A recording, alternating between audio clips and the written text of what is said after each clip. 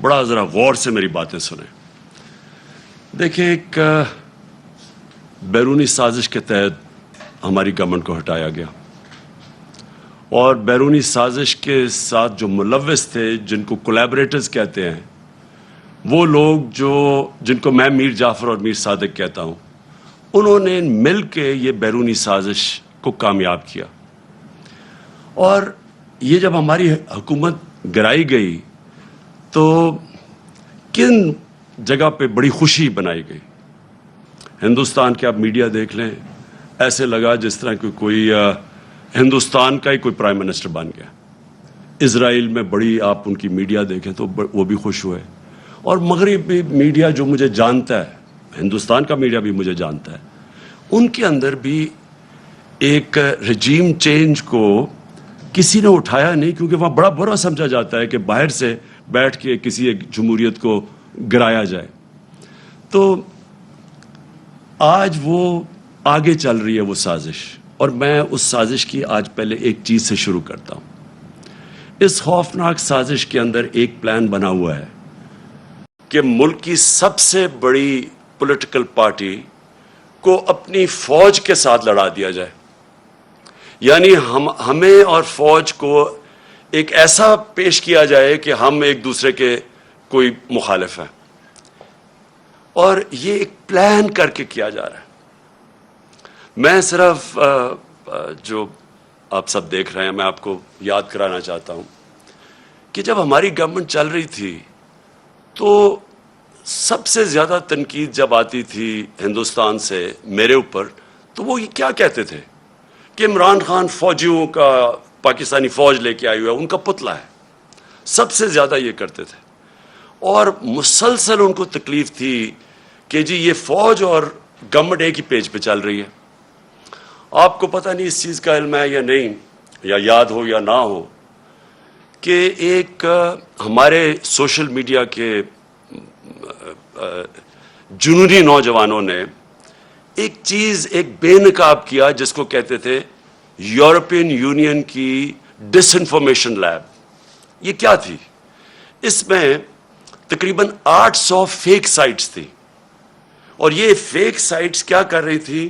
یہ مسلسل پاکستان کے خلاف پروپیگنڈا کر رہی تھی، جس میں کئی پاکستان کے صحافی بھی شامل تھے، کئی وہ لوگ شامل تھے جو آج اس امپورٹڈ حکومت کے ساتھ آپ نظر آتے ہیں. اور یہ کیا کہہ رہے تھے؟ دو لوگوں کو اٹیک کر رہے تھے، ایک عمران خان کو اور ایک پاکستانی فوج کو، اور تکلیف یہ تھی کہ یہ ساتھ چل رہے ہیں. اب میں آپ کو ذرا تھوڑا پیچھے لے جاؤں کہ جب ممبئی کے اٹیک ہوا، دہشت گردی کا اٹیک ہوا ممبئی میں، تو آصف زرداری نے ایک بیان دیا تھا کہ پاکستان کا جو ڈی جی ISI ہے اس کو ممبئی بھجوایا جائے. یعنی سوچیں کہ اپنا ملک کا اس وقت صدر تھا، کہتا تھا اس کو ممبئی بھجوایا جائے. اور پھر یہی آصف زرداری حسین حقانی کے ذریعے امریکنوں کو میسج پہنچاتا ہے کہ امریکنوں کو کہہ رہا ہے کہ پاکستان کی فوج سے آصف زرداری کو بچائیں. اور دوسری طرف نواز شریف، یہی جب ممبئی اٹیکس ہوئے تو اس نے نواز شریف سب سے پہلے بولا کہ وہ جو ایک لڑکا وہ کون سے گاؤں میں تھا پاکستان میں جدھر سے اٹیک ہو. اس نے کم باکر کو ایک انٹرویو دیا تھا، اور اس نے اس انٹرویو میں بتا دیا کہ وہ پاکستان سے ہے. یعنی پہلے ہی ایک بہت بڑا ایک پاکستان کے خلاف ایک مہم چلی ہوئی تھی، اور خاص طور پہ ISI اور پاکستانی فوج کو ٹارگٹ کیا جا رہا تھا. تو نواز شریف نے پہلے کہا یہ. پھر ڈون لیکس کیا تھی؟ ڈون لیکس کے اندر نواز شریف، اس کی گورنمنٹ باقاعدہ یہ کہتی ہے کہ جو دہشت گردی ہندوستان کے خلاف ہو رہی ہے اس میں پاکستان کی ISI ملوث ہے، پاکستان کی فوج. اور نریندر مودی بار بار پاکستان کے سپہ سالار جو تب تھے جنرل رحیل، بار بار یہ کہتے تھے کہ وہ دہشت گرد ہے، دہشت گردوں کا سردار ہے. اور نواز شریف اس کو شادی پہ بلا رہا تھا، اسی نریندر مودی کو جب کھاٹمانڈو کے اندر سارک کانفرنس ہوتی ہے تو برکا دت جو ان کی لیڈنگ جرنلسٹ ہیں وہ اپنی کتاب میں لکھتی ہے کہ چھپ کے سائٹ پہ نواز شریف نریندر موڈی سے میٹنگ کر رہا تھا اور اس کو یہ کہہ رہا تھا کہ میں اپنی فوج سے مجھے بچائیں، یعنی اپنی فوج سے ڈر کے. اب یہ وہ لوگ ہیں جو آج ہمیں کہہ رہے ہیں کہ ہم جناب غدار ہیں. ان لوگوں کے پیسے باہر پڑے ہیں، ان کی اربوں ڈالر باہر پڑے ہوئے ہیں، ان کی کرپشن جو یہاں سے پیسہ چوری کر کے لے کے گئے اس کے اوپر داستانیں لکھی ہوئی ہیں، بیرون ملک کتابوں میں مینشن ہے، بی بی سی کی ڈاکیومنٹری میں ان کی چوری کا مینشن ہے کہ یہاں سے چوری کر کے پیسہ باہر لے کے گئے. یہاں ان کے اوپر پتہ نہیں کتنے کرپشن کیسز ہیں. تو آج یہ بتایا جا رہا ہے کہ ہم اپنی فوج کے خلاف ہیں اور یہ اب محب وطن وہ پاکستانی بن گئے ہیں جو کہ آ کے ہمیں غدار کہہ رہے ہیں. دیکھیں یہ سازش اتنی خطرناک ہے کہ اگر ایک ملک کی سب سے بڑی جماعت کو اگر آپ اس کی فوج کے سامنے کھڑا کر دیں اور ان کے اندر اختلافات پیدا کر دیں، اس سے زیادہ ملک کو نقصان کوئی چیز نہیں پہنچا سکتی.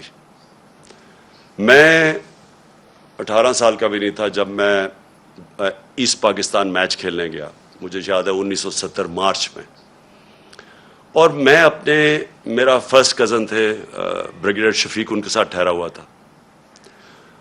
تب مجھے پتا چلا کہ وہ کتنی نفرت اپنی فوج کے اندر اور وہ بنگلہ دیش کی جو سب سے بڑی جماعت ہے اس کے اندر پھیل چکی تھی. اور اس کے بعد ہم سب جانتے ہیں کہ ہمارا ملک ٹوٹا. ہمیں پتہ ہے کہ ہمارا ملک جب آپ ایک سب سے بڑی جماعت اور فوج کے بیچ میں جو ہوا، یہ پاکستان کی تاریخ کا سب سے افسوسناک واقعہ کہ ہمارا ملک ٹوٹ گیا. آج وہی کوشش کی جا رہی ہے.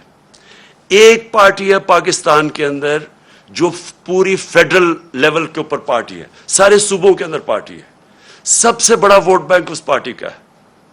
وہ پارٹی اوپر سے لے کے گلگت سے لے کے قبائلی علاقے سے لے کے کوئٹہ سے لے کے کراچی، سندھ، پنجاب، سارے ملک میں آج وہ سب سے بڑی پاکستان کی پارٹی ہے.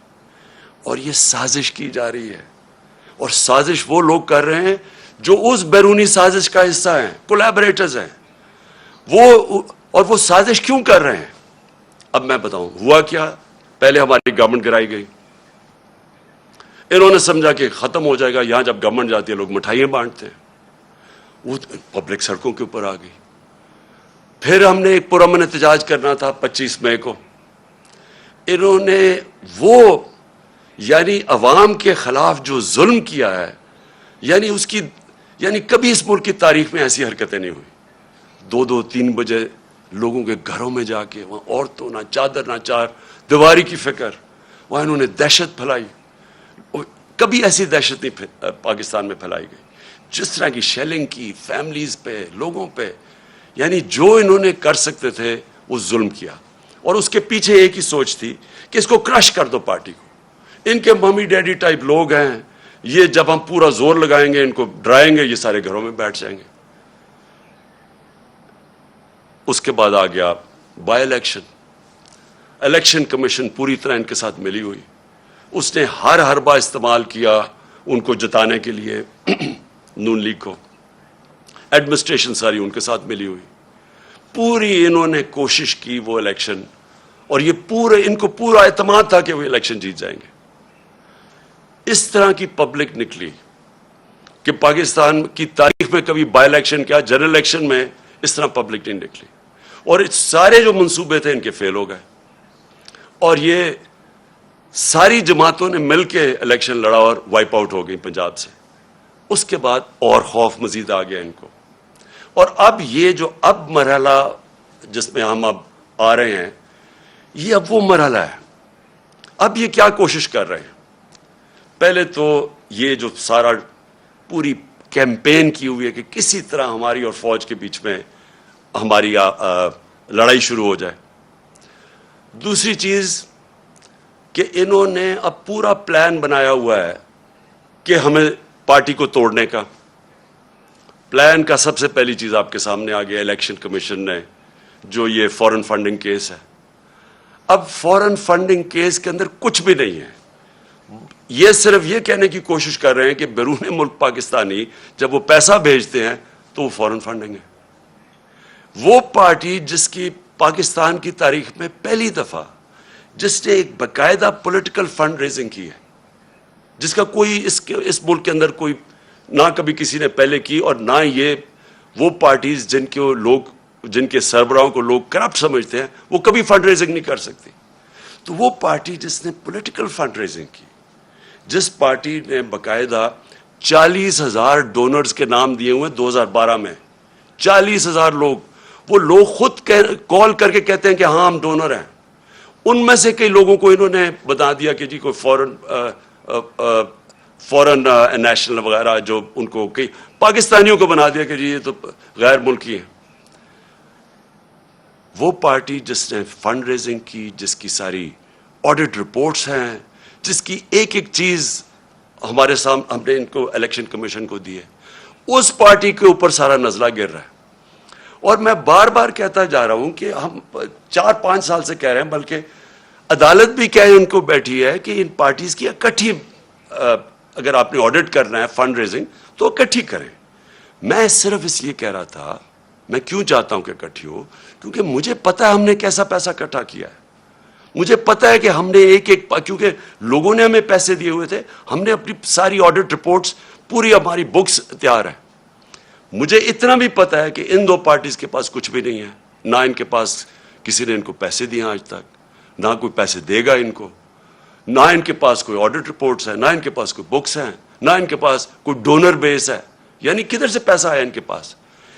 یہی الیکشن کمیشن عدالت کے آرڈر کے باوجود انہوں نے صرف تحریک انصاف کو کٹہرے میں کھڑا کیا ہوا، اور اتنی جھوٹی رپورٹ بنائی ہے، ایسی ایسی چیزیں اس رپورٹ میں لکھی ہیں جو جس دن میں چیلنج کرتا ہوں، جس دن اس کے اوپر صحیح معنی میں عدالت کے اندر یہ تفتیش ہوگی، میں یہ چیلنج کرتا ہوں کہ پاکستان میں یہ ثابت ہوگا کہ ایک پارٹی نے اس ملک کے اندر صحیح معنی میں پیسے اکٹھے کیے ہیں جو پولیٹیکل فنڈ ریزنگ ہوتی ہے۔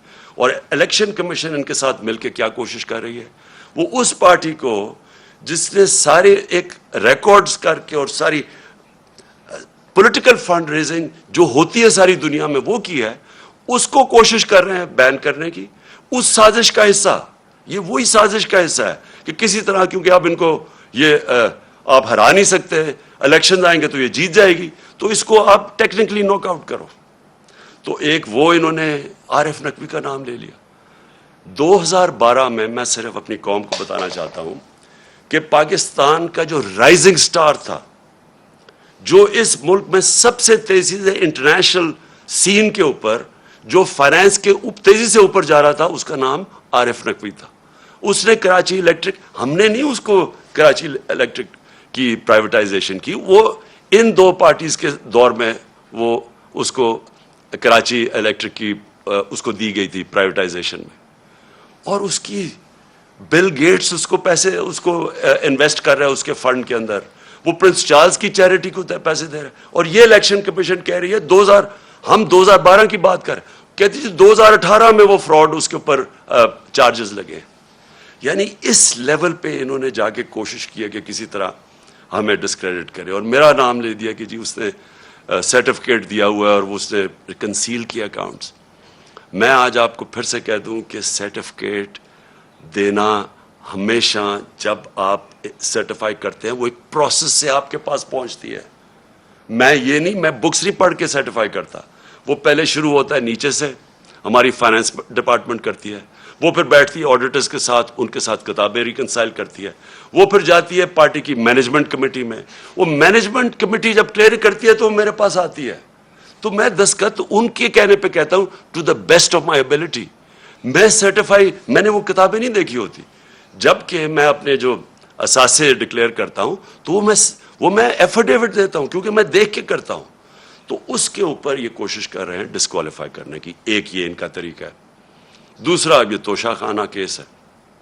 میں پھر اپنی قوم کے سامنے ایک اور چیز کہتا ہوں، ساروں کا جو اس ملک کے پرائم منسٹرز اور پریزیڈنٹ بنے ہیں، جو اس ملک کے اندر بڑے بڑے عہدوں پہ رہے ہیں، سب کو تحفے ملتے ہیں، آرمی چیف کو ملتے ہیں، سب کو ملتے ہیں، ساروں کو انویسٹیگیٹ کریں، کہ کیا لیگلی جو بھی انہوں نے کام کیا ہے قانون کے دائرے میں کیا ہے یا کوئی چیز غیر قانونی کی ہے. میں آج پھر آپ کو کہتا ہوں جس دن یہ ہوگا ساری چیزیں میں نے قانون کے بیچ میں کی ہیں اور مجھے پتا ہے کہ کن کو انہوں نے قانون کے دائرے میں نہیں رہ کے کی. آصف زرداری نے 3 گاڑیاں لی ہیں وہاں سے توشہ خانہ سے جو کہ آپ نہیں لے سکتے. مجھے بھی ایک گاڑی ملی تھی. آپ گاڑی توشہ خانہ سے نہیں نکال سکتے. آصف زرداری نے 3 مہنگی گاڑیاں اور نواز شریف نے 1 لی ہے اور یہ بالکل غیر قانونی ہے. تو میں یہ چاہتا ہوں کہ اس کے اوپر بھی آئے. یہ 2 چیزیں ہیں کوشش کر رہے ہیں مجھے ڈسکوالیفائی کرنے کی اور ایک تیسری بھی چیز کر رہے ہیں اور جس کی اب آپ کے سامنے یہ آنے والا ہے. اب یہ فیز آنے والا ہے. اب ان کی کوشش یہ ہے کہ کسی طرح عمران خان کی کردار کشی کی جائے کیونکہ ایک طریقہ پارٹی کو ختم کرنے کا یا پارٹی کو ڈسکوالیفائی کرو وہ مشکل ہے. دوسرا ہے کہ عمران خان کے اوپر کردار کشی کرو اور کسی نہ کسی طرح پھنساؤ کسی کیس میں. اور کردار کشی کے لیے ان کو پتہ ہے کہ کون سے میڈیا ہاؤسز ان کے ساتھ پوری طرح تعاون کریں گے اور جن کو ان کو شک تھا یہ جو ARY کے اوپر انہوں نے ایکشن لیا ہے مجھے یہ اسی پلان کا حصہ ہے کہ کوئی چینل جو میرا موقف رکھے گی اس کو بند کر دو. یوٹیوبرز جو میرا موقف رکھیں گے ان کے منہ بند کر دو. خوف اتنا پھیلا دو کہ کوئی میرا موقف ہی نہ رکھے. اور وہ جو چینلز ہیں جو کہ جن کے اوپر ہمیں پتہ ہے کہ پیسہ چلتا ہے اور ان کو پوری طرح میری کردار کشی پہ استعمال کیا جائے. اور یہ ان کا پلان ہے. اب یہ پلان شروع ہو رہا ہے. یہ جو ARY سے ہوا ہے یہ اس پلان کا حصہ ہے اور یہ ابھی یوٹیوبرز پہ آئیں گے. ابھی یہ سوشل میڈیا کے اوپر آئیں گے.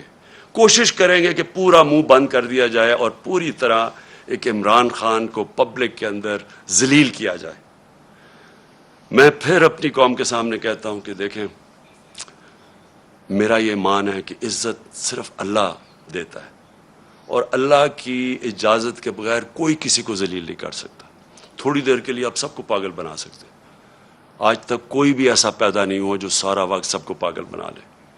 مجھے صرف افسوس یہ ہے کہ یہ جو پروسیس کرنے اب جا رہے ہیں یہ جس طرح کی اب سختی دکھا رہے ہیں یہ جو ایک پورا ایک نیا کہ مسل دکھا کے تو اب ہم ان کو کرش کریں گے, لوگوں کو ڈرا دیں گے, دھمکا دیں گے, اور صرف ملک کا نقصان کر رہے ہیں.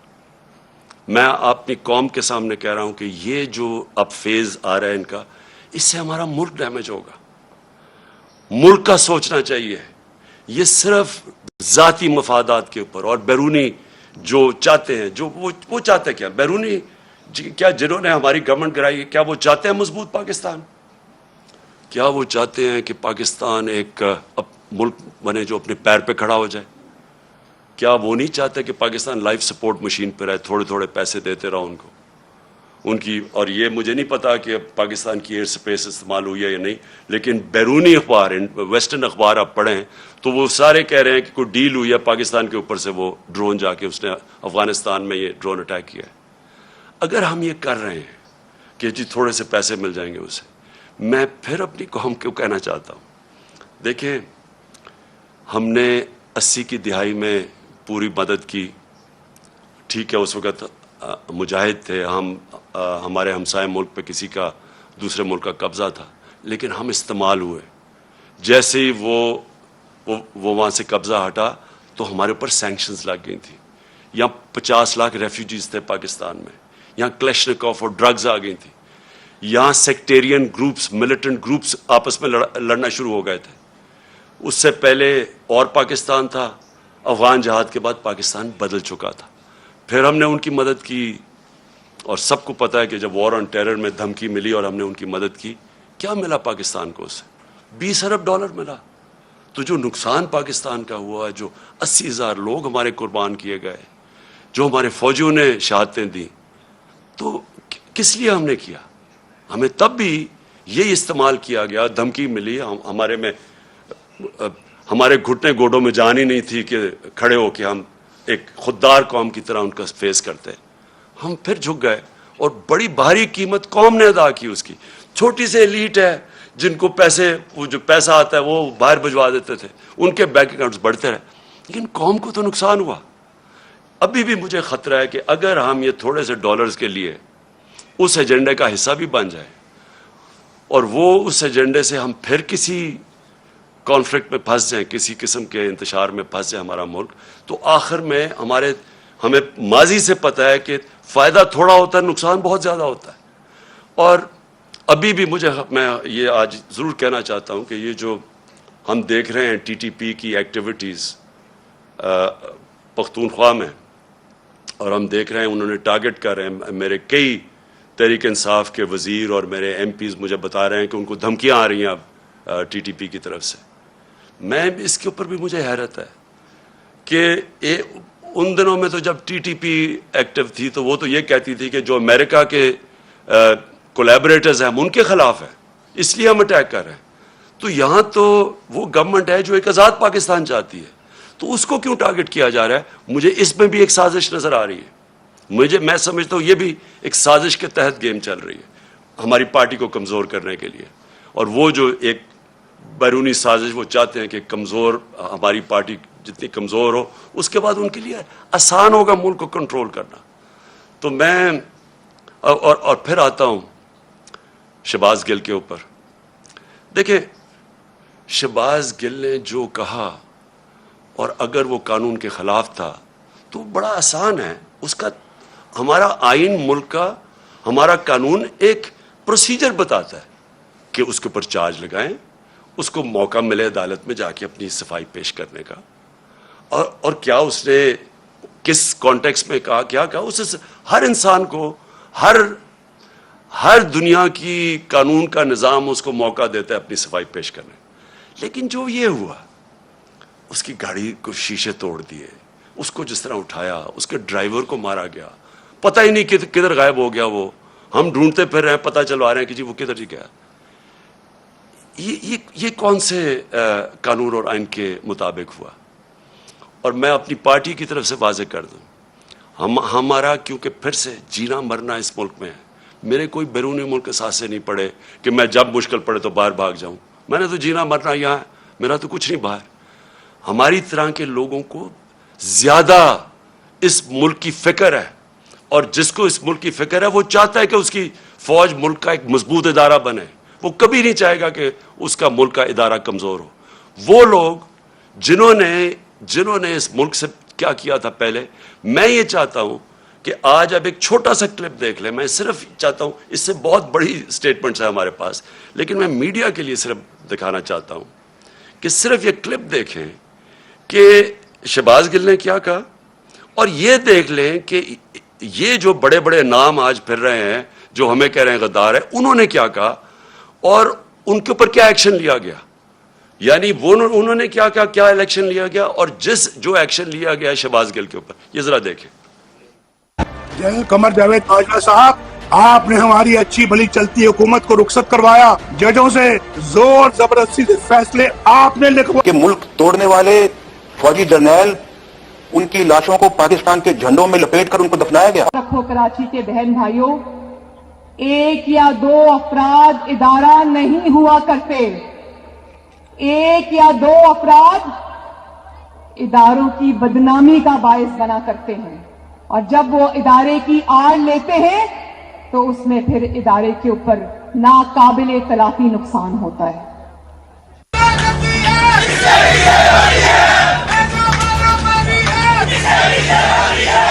تو ہماری کردار کشی کرنا چھوڑ دو. اگر ہم نے آپ کی شروع کی تو پتہ نہیں پاکستان بننے سے آج تک کتنے جنرلوں کی شروع ہو جائے گی. بیٹی بھائی وہ ایکیوزڈ ہیں, ان کی لسٹ لے کے جس طرح ہم نے پریس کانفرنس کی تو آپ کی اینٹ سے اینٹ بڑھ جائے گی. اسرائیل کے وظیفوں پہ پلنے والے جرنیلوں, ریٹائرڈ جرنیلوں, اپنے حدود میں رہو. کام کی ہڈیوں سے گوشت تک جو ہے انہوں نے نچوڑ لیا ہے اور اتار لیا ہے. ابھی نندن کی کیا بات کرتے ہیں. چیف آف آرمی اسٹاف تشریف لائے, پیر کانپ رہے تھے, پسینے ماتھے پہ تھے. شاہ محمود صاحب نے کہا کہ خدا کا واسطہ ہے اب اس کو واپس جانے دیں, چونکہ 9 بجے رات کو ہندوستان پاکستان پہ اٹیک کر رہا ہے. وہ کوئی ہندوستان نے اٹیک نہیں کرنا تھا, کچھ نہیں ہونا تھا, صرف گھٹنے ٹیک کے. اب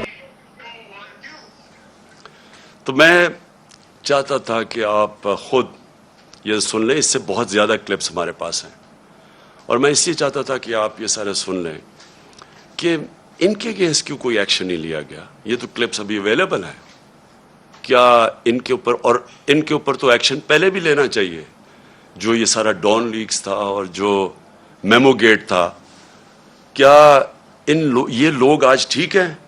اور ہم وہ پارٹی جس نے آج تک صرف اپنا ملک کا سوچا ہے، جس نے اس ساری جو جدوجہد ہماری ہوئی ہے، آپ یقین کریں کہ اگر کوئی بھی، جس طرح ہم نے یہ مشکل وقت سے گزرے ہیں، جو ہمارے پر مشکلیں گزری ہیں، میں آج آپ کو کہتا ہوں کہ ہم نے ہر وقت صرف اور صرف پاکستان کا سوچا ہے۔ ہمارے پاس اس وقت اسٹریٹ پاور ہے، ہم سارے پاکستان کو بند کر سکتے ہیں۔ ہمیں صرف کہ ملک کے معاشی حالات آج ایسے ہیں کہ ہمیں اپنے ملک کی فکر کرنی چاہیے، اور اس لیے ہر چیز، مظاہرے بھی کرتے ہیں تو پرامن۔ صرف 25 مئی کو ہمارا پرامن مظاہرہ تھا جب انہوں نے ہمارے پر انتہا کا ظلم کیا۔ آج تک کوئی ایک بتایا کہ ہم نے اپنے ملک میں کوئی توڑ پھوڑ کی، کوئی ہم نے اپنے ملک کو نقصان پہنچانے کی کوشش کی، جبکہ یہ وہ لوگ ہیں جنہوں نے اور جو چیزیں چھوڑے، جو انہوں نے اس ملک کو لوٹ کے باہر پیسہ لے کے گئے ہیں، یہ کیسے محب وطن ہو گئے؟ تو میں آخر میں میں صرف یہ چاہتا ہوں کہ یہ جو کوششیں ہو رہی ہیں سازش کر کے ایک ملک کی سب سے بڑی جماعت کو توڑنے کی، ہمارے لوگوں کو توڑنے کی بھی کوشش کی جا رہی ہے، اور کہ الیکشن میں کسی طرح یہ اتنے کمزور ہو جائیں کہ جب یہ الیکشن ہو، اور الیکشن کی پلاننگ کر رہے ہیں کہ یہ اتنے کمزور ہو جائیں اور پھر نواز شریف آئے وہاں سے انگلینڈ سے، اور اس کے بعد کہیں کہ جی دیکھیں عمران خان کو بھی ڈسکوالیفائی ہو سکتا ہے اور وہ بھی ہو سکتا ہے، ہم دونوں کو ایک ملا دیں، اور اس کے بعد یہ پھر وہی اسی الیکشن کے ذریعے الیکشن کروائیں۔ یہ گیم ہے بیسکلی کہ کسی طرح ہمیں چھوٹا کر کے کٹ ٹو سائز کریں۔ میرا اگلا سوال یہ ہے، جو بھی یہ پلاننگ کر رہے ہیں، کیا یہ پاکستان کے لیے بہتر ہے؟ کیا پاکستان اس میں سے اس دلدل سے نکلائے گا؟ پاکستان کو تو اس وقت سب سے زیادہ ضرورت پولیٹیکل سٹیبلٹی کی ہے، کہ ایک تکڑی گورنمنٹ آئے، سٹیبل گورنمنٹ عوام کی پاور سے، جو پھر اس ملک کو اس دلدل سے نکال سکے۔ کیا اس میں یہ جو پلان بن رہا ہے، کیا اس میں پاکستان میں پولیٹیکل سٹیبلٹی آ جائے گی؟ اور جو بھی یہ پلان بنا رہا ہے، کیا اس کو اپنی ذات کا سوچ رہا ہے یا ملک کا سوچ رہا ہے؟ یہ صرف تھوڑے سے لوگ اپنی ذاتی مفادات کے لیے اس ملک کو ادھر لے کے جا رہے ہیں، اور مجھے افسوس سے کہنا پڑتا ہے کہ خدا نہ خواستہ یہ ادھر نہ چلا جائے کہ ہم سب کے لیے اس کو نکالنے کے لیے اپنی اور نیشنل سیکیورٹی کمپرومائز کر دیں۔ ابھی بھی مجھے خطرہ یہ ہے کہ ابھی بھی ہم کوئی ایسے فیصلے نہ کر لیں جس سے ہماری نیشنل سیکیورٹی کمپرومائز ہو۔ صرف ایک راستہ ہے آج، اگر ہم نے اس سے نکلنا ہے، صرف ایک راستہ ہے، اور وہ ہے صاف اور شفاف الیکشن۔ اگر ملک کو ہم نے اس مشکل سے نکالنا ہے، اس کے علاوہ صاف اور شفاف الیکشن کے علاوہ جو اور راستہ لیں گے، ملک مزید اور نیچے جاتا رہے گا۔